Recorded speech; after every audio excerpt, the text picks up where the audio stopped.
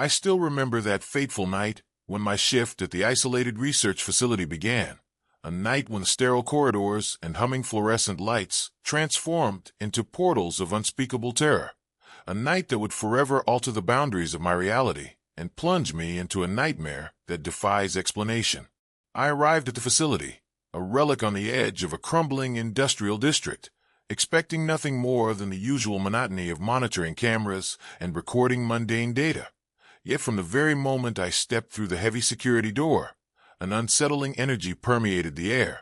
as if the building itself were alive with a malignant presence. The night began normally enough, with the low murmur of electronic equipment and the distant drip of water echoing in empty hallways. But as midnight approached, an eerie silence replaced the usual background hum, and the locked laboratory doors emanated a subtle, pulsating glow that drew my attention like a magnet. I had heard rumors of a controversial experiment taking place in the depths of the facility, an experiment that blurred the lines between technology and the human mind, aiming to harness fear as an energy source.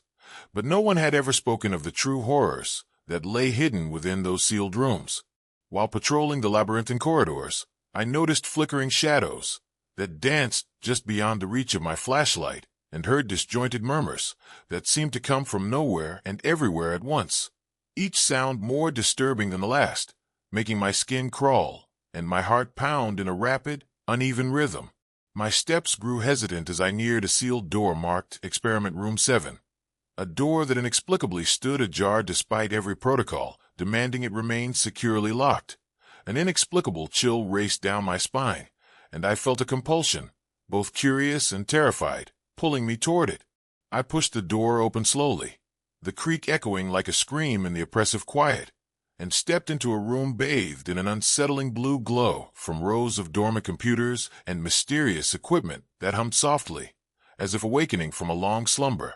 In the center of the room stood a solitary chair facing a bank of monitors, and on these screens, grainy images of a disoriented subject flickered into view, a man whose face was contorted in agony, as if caught in a state of perpetual torment, his eyes wide with horror. The scene was punctuated by erratic flashes of static, and every few seconds the monitors would glitch, revealing a shadowy figure moving behind the subject, a specter stretching out its form with an otherworldly, malevolent intent that made my pulse race. As I stood there, paralyzed by the mounting dread, the low hum in the room seemed to intensify, synchronizing with the pounding of my heart, and I realized that this was no ordinary technical malfunction. Something in that lab had gone horribly wrong, and the experiment had transcended its original purpose to become something sinister, a living embodiment of manipulated fear. Suddenly, the door slammed shut behind me with a force that rattled the very walls, trapping me in that claustrophobic chamber of terror. Panic seized me as I scrambled to reach the phone on the nearby desk, but every call I attempted was met with dead silence, as if the facility had been cut off from the outside world by an unseen force. The temperature in the room plummeted, my breath forming icy puffs in the air, and the monitors began to display my own image superimposed over the tortured subject, a nightmarish montage that blurred the line between observer and participant.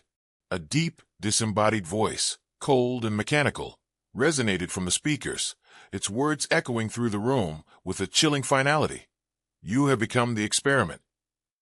The sound of that voice was like the clanging of a death knell, and in that moment, time itself seemed to slow as I watched in horror, unable to tear my eyes away from the screen, feeling as though my very essence was being manipulated by forces beyond comprehension. In a desperate bid to escape the relentless grip of terror, I pounded on the door, my shouts swallowed by the oppressive silence and the echoing hum of the machinery, while the walls themselves appeared to pulsate with an organic rhythm, as if the building were breathing its own dark secrets into the air. With every passing second, the monitors flickered erratically, revealing brief, nightmarish flashes of scenes that defied logic, lab technicians writhing in agony, spectral figures moving through sterile hallways, and images of a past filled with tragedies that seemed to mirror my own descent into madness. I could feel the experiment's invasive influence creeping into my thoughts, clouding my memories and blurring the distinction between what was real and what was digitally conjured. Desperation mingled with an almost hypnotic compulsion to document everything, despite the terror clawing at my sanity. I reached for my camera and began recording, my hands trembling as I tried to capture any evidence that might later explain the inexplicable horrors unfolding before me. I recorded every detail, the static that obscured the monitors, the rhythmic thumping that resonated from deep within the facility's core, and the shifting patterns of light and shadow that seemed to whisper of unspeakable experiments carried out in secret. As I attempted to steady my racing heart and regain control, I realized that the very fabric of reality within the lab was fraying. The boundaries between the digital and the physical, between man and machine, were dissolving into an indistinct, swirling mass of terror and despair. The door eventually creaked open once more, not by any deliberate action of mine, but as if compelled by the sinister energy that had taken root in that place, and I stepped out into a corridor that had transformed into a distorted reflection of itself. Its once familiar sterile walls now dripped with dark, unidentifiable stains, and the fluorescent lights flickered sporadically, casting eerie, dancing shadows that mimicked the forms of long-forgotten nightmares. I moved cautiously, my every step accompanied by the incessant hum that still resonated in my ears, a sound that was now interwoven with the distant, ghostly murmurs of voices that seemed to recount the horrors of the experiment, voices that spoke of human suffering, technological hubris, and a curse born from the reckless melding of science and the supernatural. In those moments, I felt an overwhelming sense of isolation, as if the facility had become a limbo between worlds, a purgatory where the tortured souls of its past experiments lingered in endless torment, waiting for someone to either liberate them or join their eternal suffering.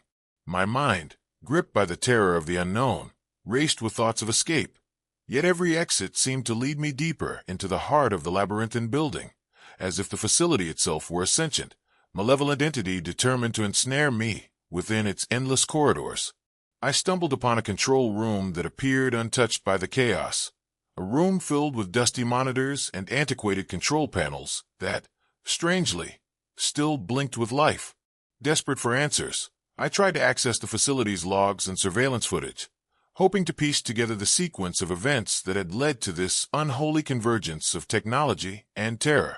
What I discovered was a fragmented record of experiments gone awry,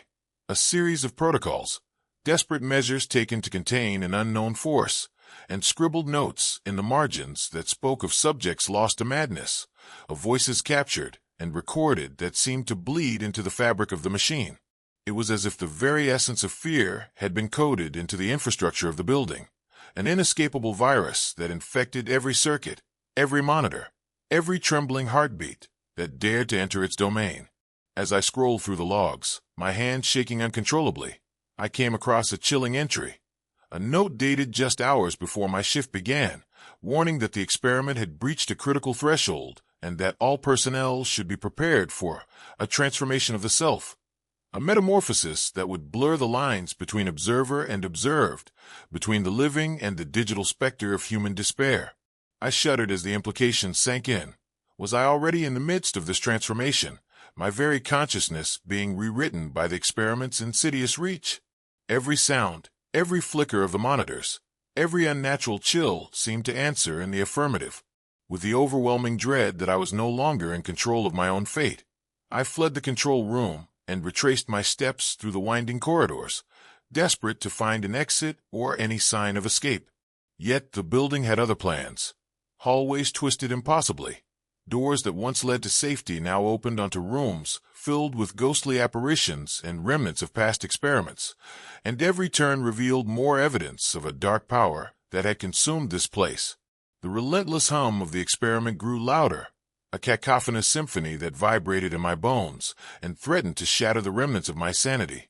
and I began to question whether escape was even possible, or if I was doomed to become another lost subject, forever trapped in a state of perpetual torment. At one point, I stumbled into a vast atrium where the ceiling soared high above, its structure marred by cracks through which a cold, silver light filtered, casting otherworldly patterns on the floor below. In the center of the atrium, suspended in midair as if defying gravity, hovered a massive, intricate device, a twisted mesh of wires, lenses, and panels that pulsed with an eerie, unholy glow. I approached it slowly, the sound of my footsteps swallowed by the overwhelming drone of the experiment, and as I neared, I could feel an indescribable pull emanating from a contraption, a pull that resonated with my very soul, as if it sought to integrate me into its network of despair. I reached out a trembling hand, compelled by a mix of dread and a desperate need for answers, when suddenly the device flared with a blinding light, and images flooded my mind, visions of countless faces trapped in endless agony, spectral hands reaching out in silent plea,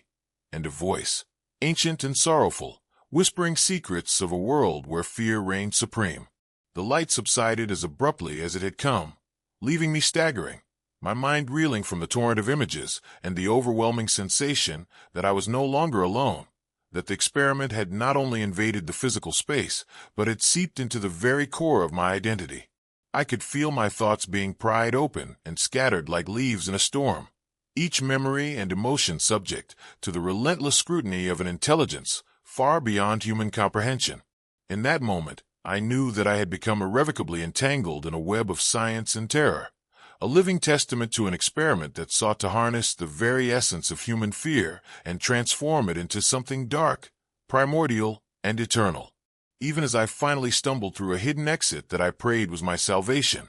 the oppressive aura of the facility clung to me like a shroud, and I emerged into the cold night air, forever changed, my soul marked by the horrors I had witnessed. Now, as I sit in a sterile motel room far from that accursed place,